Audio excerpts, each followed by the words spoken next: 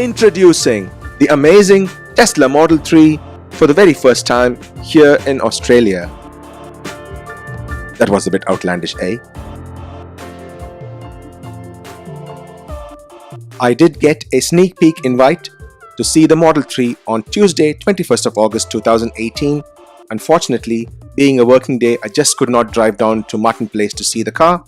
And I'm happy I couldn't go because I heard that the crowds were quite long and people had to wait for over 3 hours for less than 2 to 3 minutes with the car.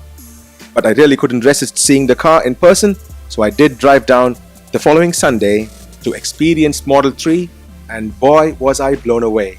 My family and me were able to get to Martin Place before the 10 a.m. opening of the showroom, and we were able to experience the car for a much longer period of time. For people who do not know, this is Tesla's cheapest model yet, and even before the car was revealed, people were willing to put on money to reserve a spot to buy the car eventually when it came out. Only a left-hand drive is in production yet, which is what we have here in beautiful red multi-coat paint and 19-inch alloy wheels with premium upgrades.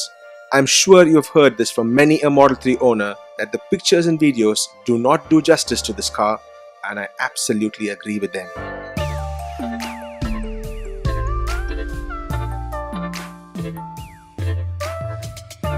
The lines of the car are very sleek and futuristic. The 19-inch alloy wheels beautifully complement the gorgeous multi-coat paint. This sneak peek car came with black interiors, but I definitely would prefer the premium white with carbon fiber accents.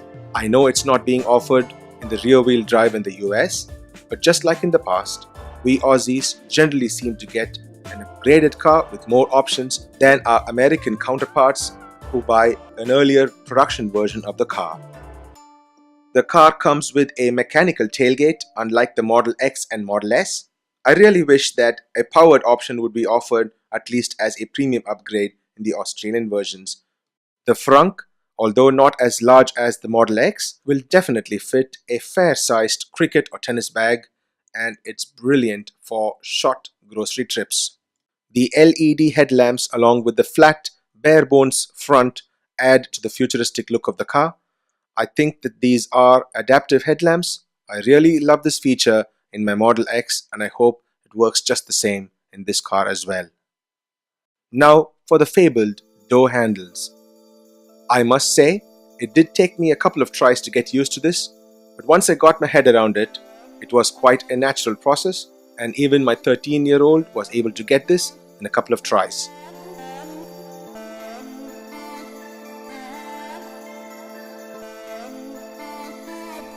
Now before we get into the driver's seat, you would notice that this is the only place where the name Model 3 is mentioned on the car.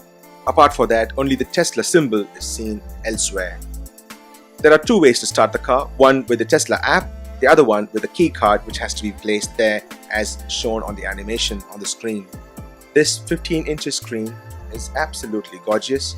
I did have some reservations about the landscape orientation as opposed to portrait, but having seen the car in person, I think the design aesthetics completely justify this. Also, this is the only way you can interact with the car systems, right from adjusting the lights all the way to selecting the side view mirrors for adjustment.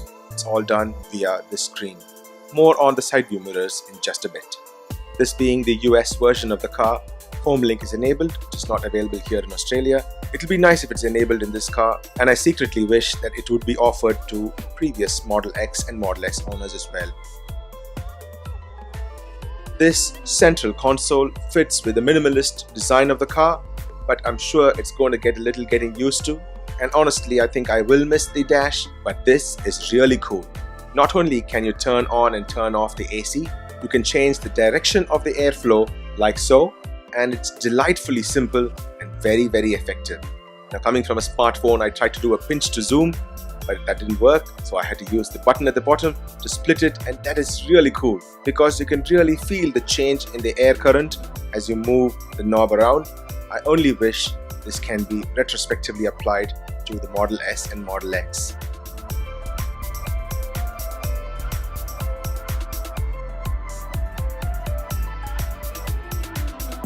Another interesting feature are these multi-directional scroll wheels, which are similar to the crown on the Apple Watch. They are used as input devices to change whatever is selected on the central console. In this case, I'm trying to change the position of the steering wheel like so.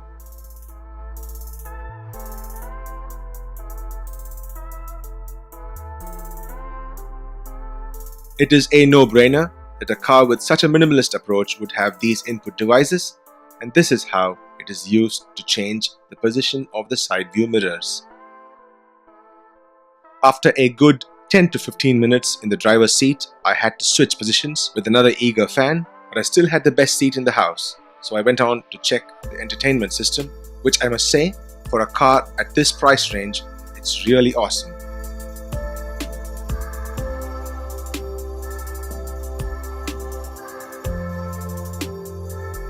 Like I said before, although I would prefer a white interior, the piano black did grow on me after some time.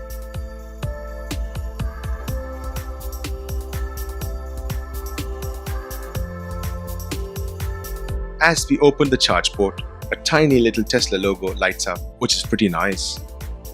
It goes without saying that we would get a Type 2 charge port.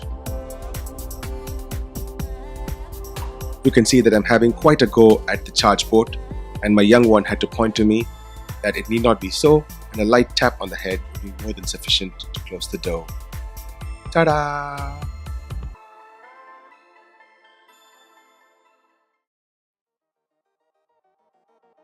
Now, what will this car cost you? I had a chat with one of the floor managers who said that they usually match the car's cost dollar to dollar to the US counterpart based on the current exchange rates and then add about $2,000 for shipping. Going by this rough estimate, you would notice that a rear-wheel drive car with long-range battery and premium interiors would cost $49,000 US, which is approximately 67,000 Australian, and if you add a $2,000 delivery charge to it, that'll be about 69,000.